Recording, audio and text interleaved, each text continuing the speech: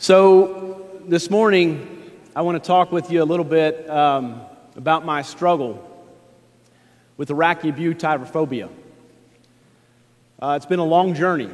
I've had a lot of ups and downs. There have been times when I've thought I've been able to overcome this condition only to realize that it still had a hold on me. There are a lot of days when I wonder what it would be like to live without arachnobutyrophobia. It would be a great day. My guess is many of you struggle with arachnobutyrophobia. Raise your hand if you do. But nobody does? What is it? Oh, you don't know what it is. Arachnobutyrophobia? You see, it's a fear of getting peanut butter stuck to the roof of your mouth. And so, one thing you need to know about me is that I love peanut butter. It is absolutely my favorite food on the whole entire face of the earth. And I get to eating it so fast that at times it gets stuck to the roof of my mouth, and man, it's absolutely terrifying at that moment. So I'm sure many of you struggle with the same things. It's very common. Much like some other fears, if you go out there and you start looking around, like globophobia, which is the fear of balloons, nomophobia, which none of you have, but it's the fear of losing cell phone service. Panophobia, which is the fear of work. Some of you know you have that, yeah. Lechanophobia, the fear of vegetables, right? You can identify with me.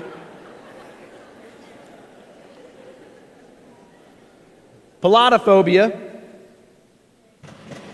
the fear of bald people. Raise your hand if you're afraid of bald people. Got one back here. And then my personal favorite, pantherophobia, which is the fear of mothers-in-law. Most of you haven't experienced that yet, but you've got that to look forward to. Okay, so those fears, admittedly, are not incredibly common. I didn't make any of those up, by the way. Those are all real fears that people struggle with. And I really don't have arachnobutyrophobia, but I do like peanut butter. But some other fears that are more common. Among adults, here are the list of some of the greatest fears or most common fears that adults have.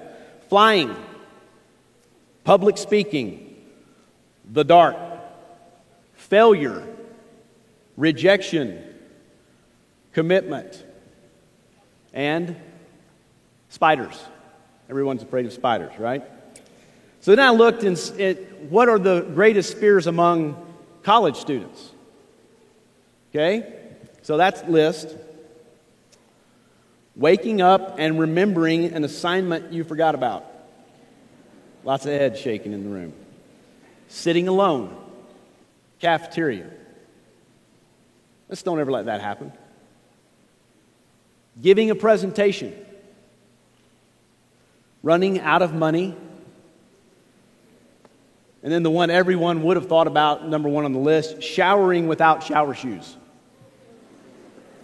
Not exactly sure where that came from, but supposedly it's one of the most common fears of college students. So clearly, fear is all around us, all the time. Do you know that the first negative emotion mentioned in Scripture is fear? It's in Genesis 3 when God is calling to Adam and Eve, and he says, "Where are you?" And Adam speaks up and says, "We heard you calling, but we were afraid, and so we hid." You see, God knows in our human nature that we're going to consume ourselves with the what-ifs of life. And so often the fear that we have, it's not grounded really in our circumstance, but rather in our interpretation of the circumstance, right? It's all the what-ifs that we can't get our mind to quit racing about. Modern psychology suggests that when we allow our brain to go down the what-if path, greater than 90% of those thoughts end negatively. Interestingly, we don't have a lot of thought about the positive what-ifs, do we? And then when it comes to our fear management tactic, what's our default? Just like Adam and Eve, it's avoidance, isn't it? They were hiding. We hide from our fears. We run from them. Have you ever experienced that in life where your fear keeps you from having conversations that you need to have? Keeps you from doing things you need to do, going places that you know you need to go.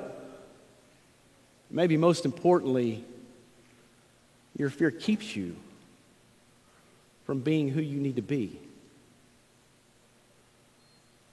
You see, we can become so paralyzed with the what-ifs about life instead of focusing in the faith of even if. So what are we to do? Here we are at the beginning of a semester. Some of you beginning your college journey, a fresh start. I'm sure that many of you, you know what? All of us have fears. Not some of us, not many, all of us have fears. So what are yours? Is it, hey, you got a fear of being able to keep up academically? Maybe you have a fear of being away from home. Maybe you have a fear of meeting new people and being able to engage. Maybe you have a fear of a relationship that you're already in and its impact on you. Maybe you fear an addiction that you know you have.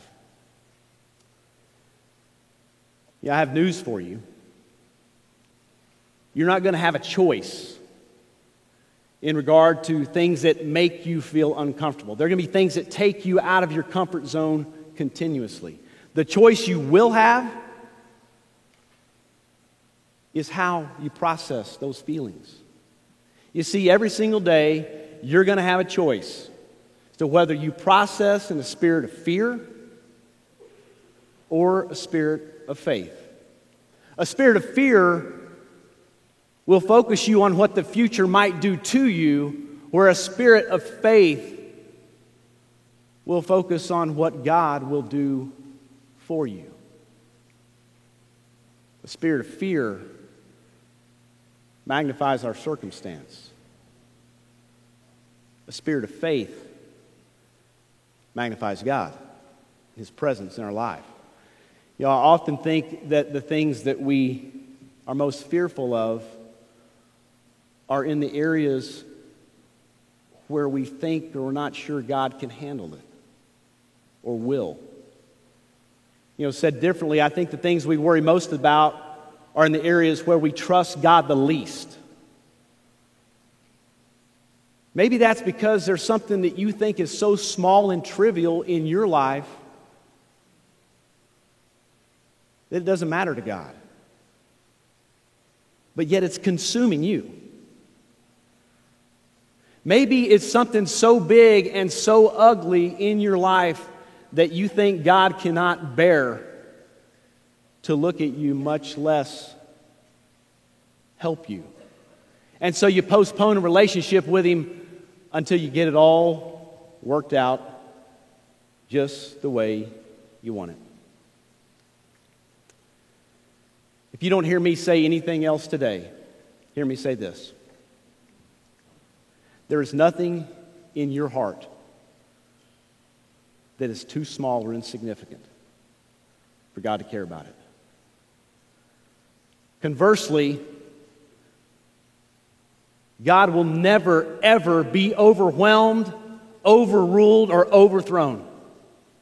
His love for you is fierce, and He will pursue you without end.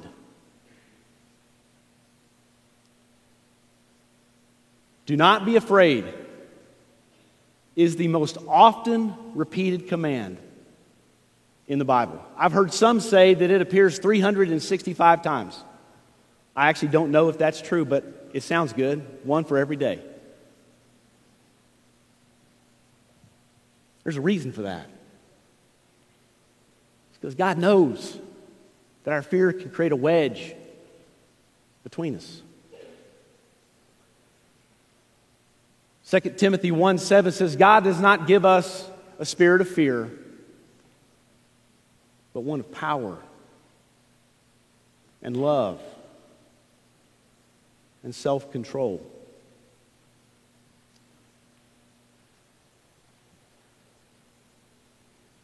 God won't always remove us from the fearful situations that we find ourselves in.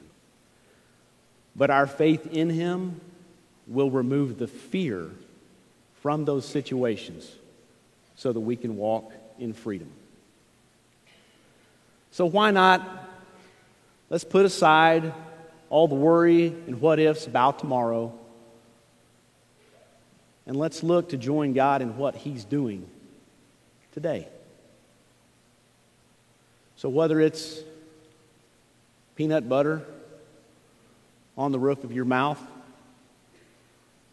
mothers-in-law, or a really dark place in your life, it makes you want to hide. Fear or faith? What's it going to be? Have a blessed day.